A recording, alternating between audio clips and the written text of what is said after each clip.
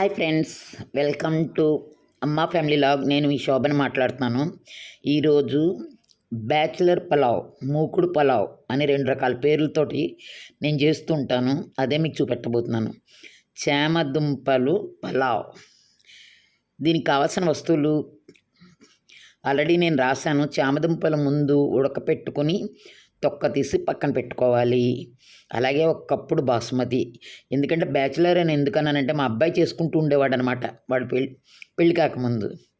ఒక కప్పుడు బాస్మతి రైసు, కొబ్బరి, అల్లం, వెల్లుల్లి కలిపిన ముద్ద ఒక కప్పు తీసుకుని ముందు చామదుంపలు ఉడకపెట్టి తొక్క తీసి పక్కన పెట్టుకోవాలి.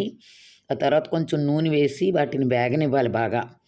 ఇదిగో అలా నూనె వేసాను, అందులో అది వేయిస్తానమాట. దోరగా కట్ చేయాలి. పెద్ద పెద్దవైతే 2 ముక్కల్లాగా కూడా కట్ చేసుకోవచ్చు. ఇలాగ కట్ చేసి వేయాలి. చక్కగా ఎర్రగా వేగనివ్వాలన్నమాట.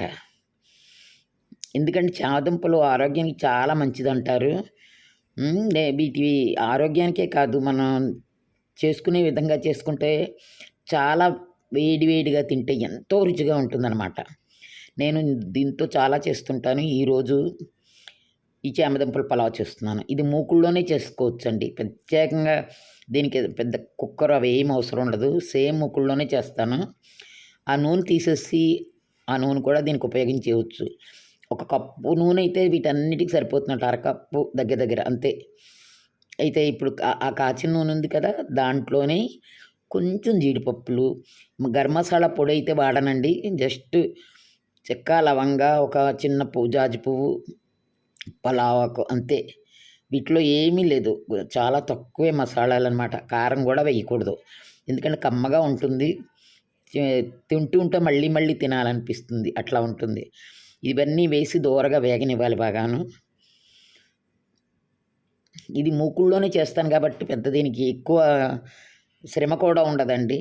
2 నిమ్మకాయలు కట్ చేసి పక్కన పెట్టాను. ఇప్పుడు దీంట్లోని ఇది దూరగా వేగాక ఒక ఉల్లిపాయ సన్నగా తరిగి పెట్టాను కదా, దాన్ని కూడా ఇందులో వేసేయాలన్నమాట.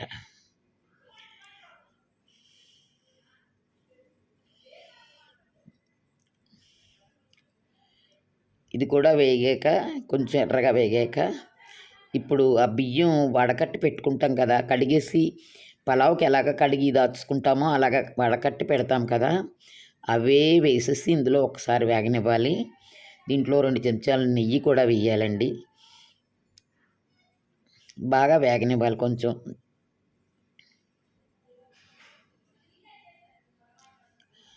దోరగా వేగనిచ్చాక నేను టమాటా కూడా వేయలేదు, ఎందుకంటే అవసరం ఉండదు ఇందులో. ఎందుకంటే కొబ్బరి, అల్లం అవన్నీ వేసాం కాబట్టి ఇంకా టమాటా అవసరం ఉండదు. నిమ్మకాయ వేస్తున్నాం కాబట్టి.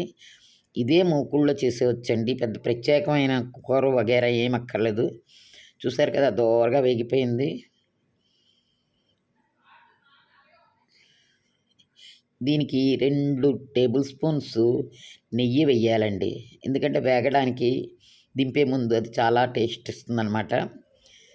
అలాగే ఒక 5 పచ్చిమిరపకాయలు సన్నగా తరిగి పక్కన పెట్టుకున్నాను నేను. అది ఎలా గుచ్చుతానో చూడండి. ఇదే ప్రత్యేకం అనమాట ఇక్కడ. ఇది వేగనివ్వాలి కొంచెం. చక్కగా వేగిపోయాక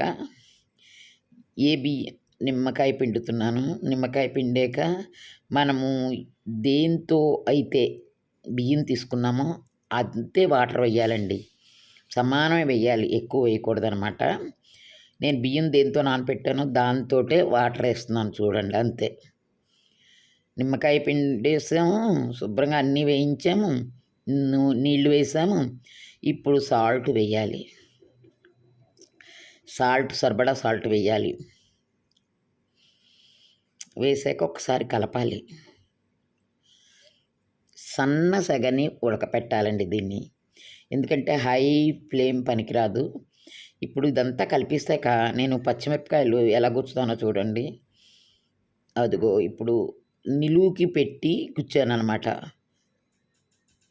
అంటే ఇలా గుల్లగా గుచ్చితే వాసన వస్తుంది, కారం హత్తుకుంటుంది. పెద్దగా కారం పట్టదు. ఇది కొంచెం కారంతో చాలా రుచిగా ఉంటుందన్నమాట. అదిగో అయిపోయింది, మన పలావ్ రెడీ అయిపోతుంది. ఇదిగో పలావ్ అయిపోయింది. ఇప్పుడు దీన్ని శుభ్రంగా కొంచెం కలిపాక దీంట్లోని మనం చామదుంపలు వేయించాం కదా, వాటిని పెట్టి ఒక్కసారి ఒక్క నిమిషం, ఒక 2 నిమిషాలు సన్న సెగని ఉంచాలి. ఇదిగో చూడండి ఎట్లా పెడుతున్నాను. ఎందుకంటే చిన్న చిన్న తడి ఉంటుంది దానికి. ఆ తడిలో ఇవి పెట్టుకుంటే హత్తుకుంటాయన్నమాట. జస్ట్ 2 మినిట్స్ సిమ్‌లో పెట్టాలి. చూసారు కదా, నోరూరుతోందా? తప్పకుండా చేసుకు తినండి అందరూ. మన పలావ్ రెడీ అయిపోయింది.